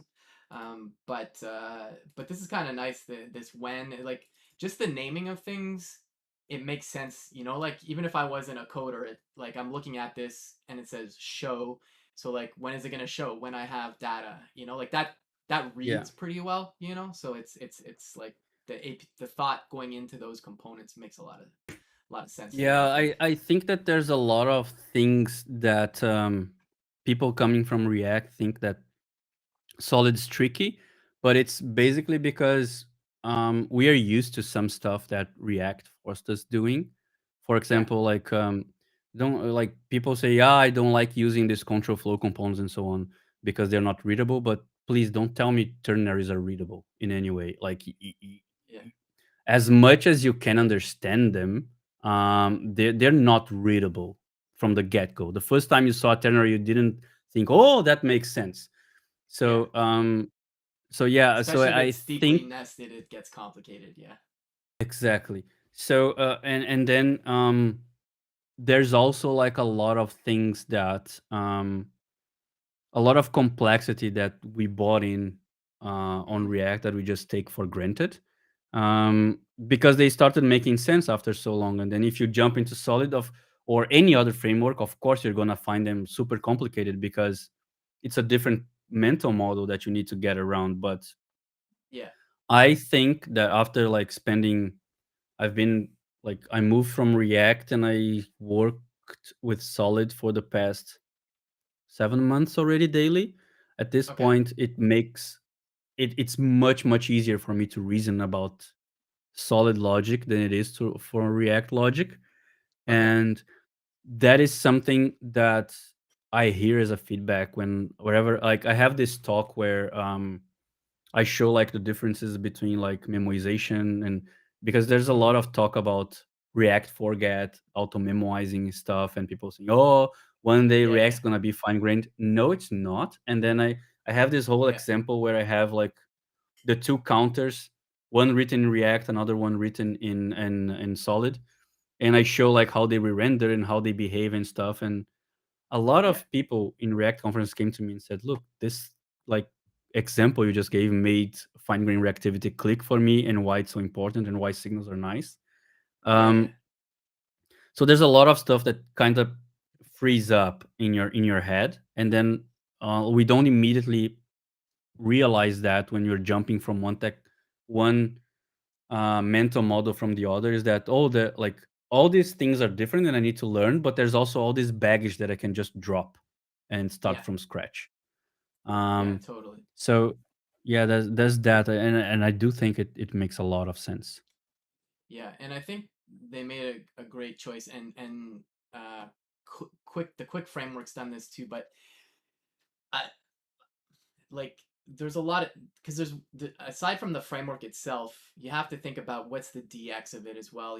Like because like it's almost table stakes nowadays. Like, oh, okay, you've got a new framework. Can I, what's the experience like in an editor? And so I think the fact that they went with JSX, I know it's not the same JSX as the React JSX because like people typically associate JSX with React only, but you Mm. can use it like I've done a lot of Preact. Preact uses JSX as well, um, but having that familiarity, I think, because like looking at this code, aside from like me not being aware of some of these components, like the show and the for, well, I knew about the for because I remember Ryan mentioning it, but like I'm already familiar with components that it's not really a big lift for me to go, oh, okay, I'm just supposed to use for, like, Yeah. uh, and Eh, like I'm curious if like, well, you came from React, like you said too, but I imagine like aside from maybe a couple things, like you got up to speed pretty quickly with Solid, I imagine. Yeah, I'd say so. Like what happened to me with Solid is when I started, I was able to like move pretty quickly, and then at Okay. some point I would fell into like the muscle memory we do like when we destructure a prop in React. That's Yeah. pretty common. In Solid, you cannot do Yeah. that because if you store a value in reference, this value cannot be tracked. That's why all the reactive values are function calls, because that way they can be tracked, and then the Hmm. JSX can rerun them as they update. That's the whole Yeah. point of Yeah. it, and that's also Yeah. the Yeah. point of JSX in Solid. Um, so you can move fast, and then the thing that I like the most about Solid is that it's not gonna degrade on you. If you do Okay. something wrong, it's gonna implode, and then you're gonna realize, oh, that was loud. What can I do? And then you go and you Okay. check the docs, you learn, and then you come back and you make it work. And um, I don't want to. It's we have a bunch of Rusticians here, so I'm Okay. gonna apologize for doing the comparison I'm about to make. But at Okay. some point, it's like the Rust compiler where it just goes belly up and say, "Look, you did something wrong. You need to fix it," and then you Okay. come back and do it. That's to me in Solid's refreshing, because you don't accumulate a bunch of technical debt over time unnecessarily.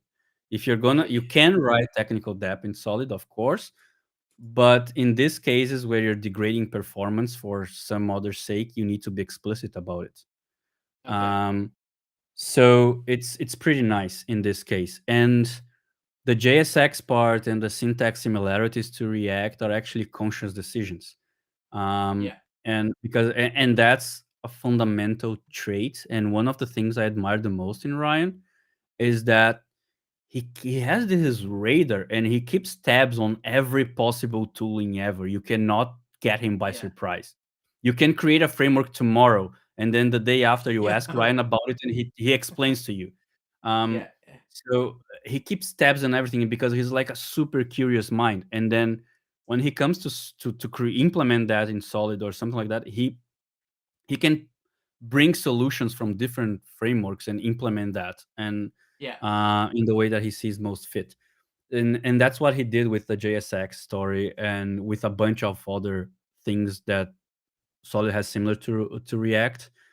Because, and I don't want to put words in his mouth, but one thing that happened, for example, signals are not new. Like Yeah. Vue had signals before Solid, and before Vue, There was also Knockout, if you're old enough, you remember. Yeah, And I did knock out. I used to work it, in it didn't .NET it didn't and caught use that. traction because the syntax was a little bit clunky. You would forget some stuff. It would be tough to reason about. It would be tough to onboard people.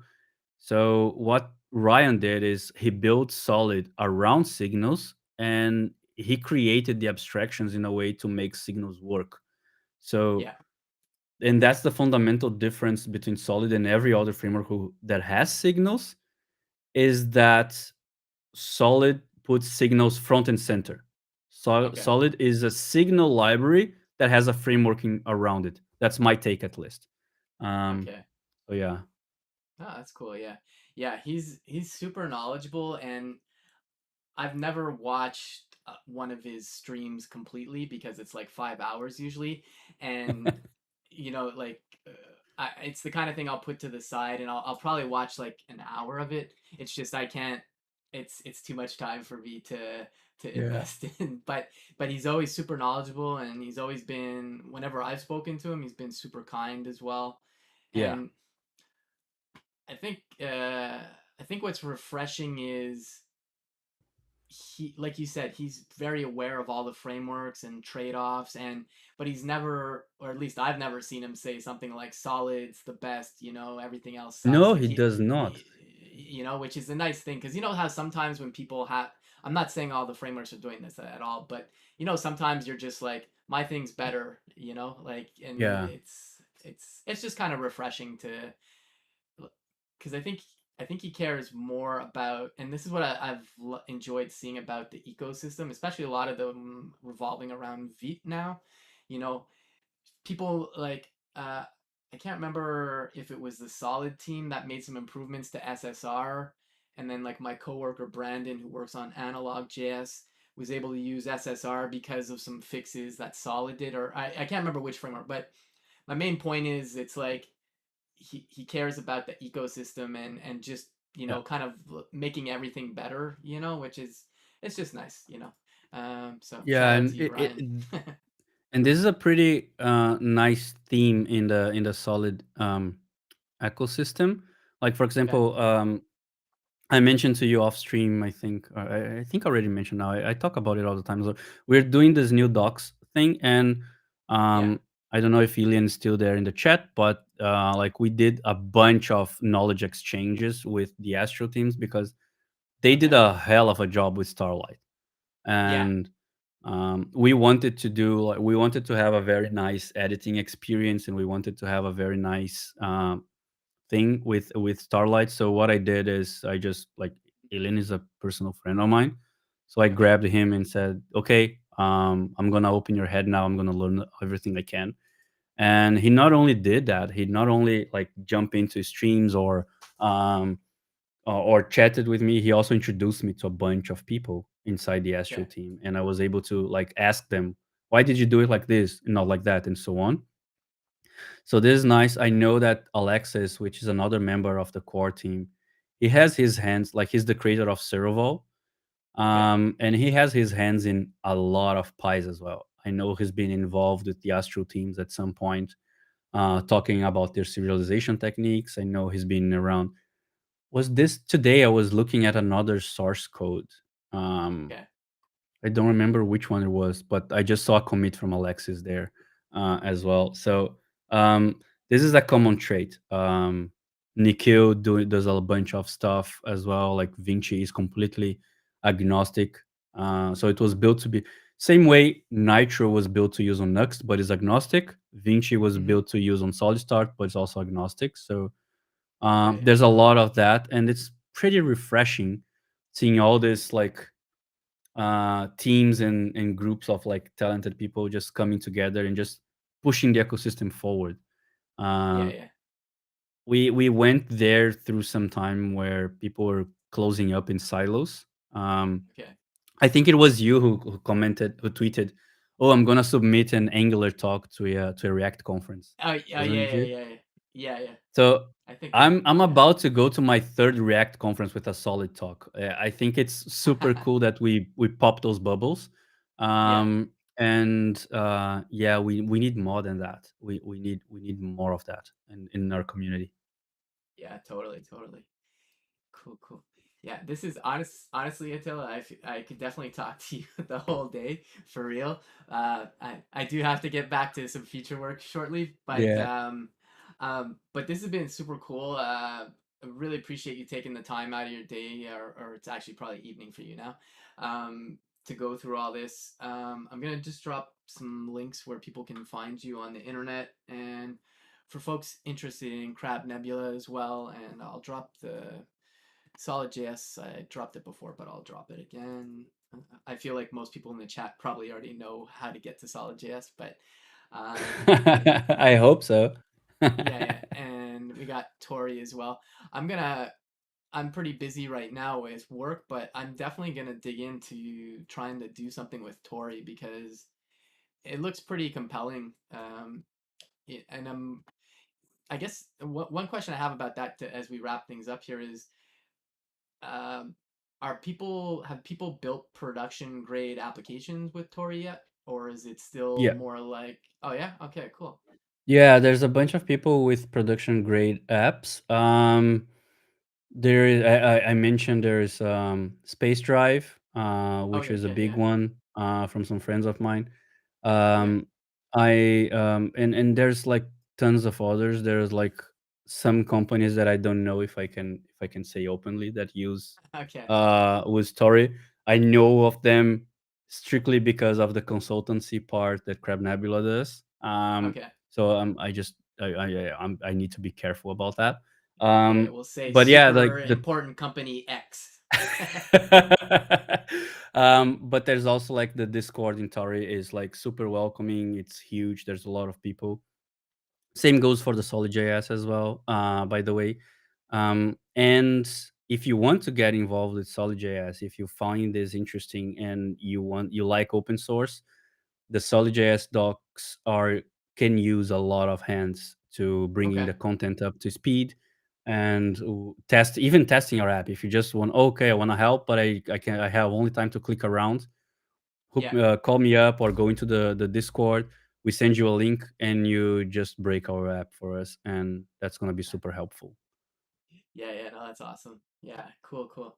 I guess anything else you wanted to mention before we wrap things up here, or we can No, shout out to that's it. Wolverine.